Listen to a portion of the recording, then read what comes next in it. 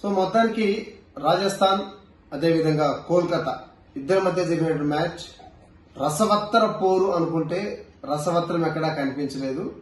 ఎందుకంటే ఈ మ్యాచ్ చూస్తుంటే T20 IPL మ్యాచ్ లాగా అనిపించలేదు. ఏదో సాధారణ 50 ఓవర్స్ మ్యాచ్, వన్డే మ్యాచ్ అనిపించింది నాకైతే. ఎందుకంటే ఎవరు కూడా ఫాస్ట్ గా ఆడే ప్రయత్నం చేయలేదు. అదేవిధంగా భారీ షాట్స్ ప్రయత్నించడం గానీ, లేకపోతే ఐపీఎల్ లో ఏదైతే మజా ఉంటుందో, ఏ మజా కోసం అయితే ఆడియన్స్ స్టేడియాలకి పరిగెడతారో, సో ఆ మజా అయితే ఈ మ్యాచ్ లో పర్టికులర్ గా ఈ రోజు జరిగినటువంటి ఈ రెండు టీంల మధ్య జరిగినటువంటి ఈ మ్యాచ్ లో ఆ మజా మిస్ అయిందని నేను గట్టిగా నమ్ముతున్నా.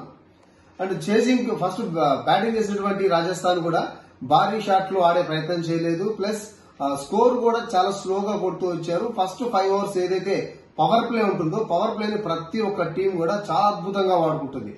కానీ రాజస్థాన్ ఆ పవర్ ప్లేని వాడుకోకపోగా సో వచ్చిన బ్యాట్స్మెన్స్ కూడా ఎక్కువసేపు క్రీజ్ లో నిలవలేకపోయారు. దానికి తోడు భారీ స్కోర్ అంటే 150 అనేది డజన్ మ్యాటర్. సో అంటే ఇప్పుడున్నటువంటి ఈ పించ్ హిట్టర్స్ కావచ్చు, ఇప్పుడున్నటువంటి బ్యాట్స్మెన్ కావచ్చు, ఇప్పుడున్నటువంటి వీళ్ళు పోల్చుకుంటే ఆ 150 అనేది పెద్ద స్కోర్ కాదని నాకు అనిపించింది. అయితే సర్లే పర్లేదు ఓహో అనిపించేశారు మొత్తానికి. సో కేకేఆర్ కోల్కతా చేజింగ్ లోకి వచ్చినప్పుడు కూడా కోల్కతా కూడా నేను అనుకున్నాను అజింక్య రహానే బాగా ఆడతాడు, అంటే కెప్టెన్ కదా, కెప్టెన్ ఇన్నింగ్స్ నిన్న మనం చూసాం శ్రేయస్ అయ్యర్ కెప్టెన్ ఇన్నింగ్స్ ఏ విధంగా ఆడాడో. సో ఆ స్థాయిలో ఆడుతాడు అనుకున్నా కానీ త్వరగా అవుట్ అయిపోయాడు. అజింక్య రహానే కూడా త్వరగా అవుట్ అయిపోయాడు.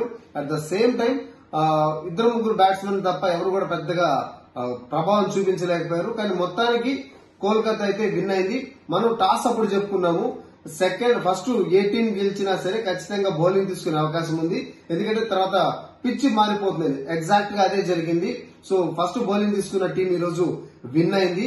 అదేవిధంగా కేవలం 2 వికెట్లు మాత్రమే కోల్పోయి 17 ఓవర్లలో మొత్తాన్ని మ్యాచ్ ముగించేసింది. సో ఇటు రాజస్థాన్ కి ఇటు కలకత్తాకి ఇంతవరకు ఒక్క విజయం కూడా లేదు. ఈ విజయంతో కోల్కతా ఫస్ట్ విజయాన్ని తన ఖాతాలో వేసుకుంది. మరి రాజస్థాన్ ఎప్పుడు అకౌంట్ ఓపెన్ చేస్తుందో వేచి చూడాలి. ఎనీవే వన్స్ అగైన్ టీం బాగా ఆడిన టీం కి అదేవిధంగా లాస్ అంటే ఆటలంటే గెలుపోవడం సహజం కాబట్టి Rajasthan better luck to next time and Kolkata keep going.